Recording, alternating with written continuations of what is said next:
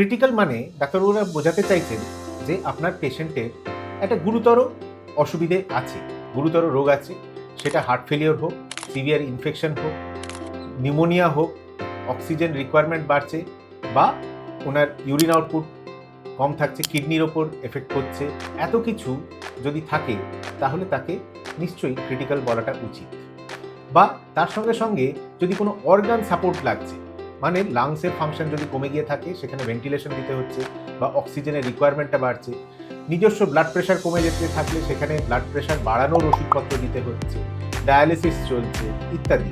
এই অর্গান সাপোর্টগুলো যখনই দিতে হচ্ছে, তার মানে পেশেন্টের অবস্থা কিন্তু বেশ ক্রিটিক্যাল।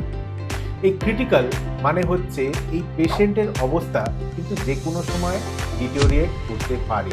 ডাক্তারবাবুকে যদি আপনি প্রশ্ন করেন যে ডাক্তারবাবু, গতকাল আমার পেশেন্ট যেরকম ছিল তার থেকে কি আজকে কোনো উন্নতি হয়েছে? ওনার ব্লাড প্রেশার বাড়ানোর যে ওষুধপত্র চলছিল সেইগুলো কি কমানো গেছে? বা ওনার অক্সিজেন রিকোয়ারমেন্ট বা ভেন্টিলেটরি সাপোর্ট আগের থেকে কি কমানো যাচ্ছে? তো এই প্রশ্নগুলো যদি আপনি সঠিকভাবে ডাক্তারবাবুকে করেন, তাহলে কিন্তু ডাক্তারবাবু আপনাকে ঠিকভাবে উত্তর দেবেন এক্স্যাক্টলি আপনি কি জানতে চাইছেন।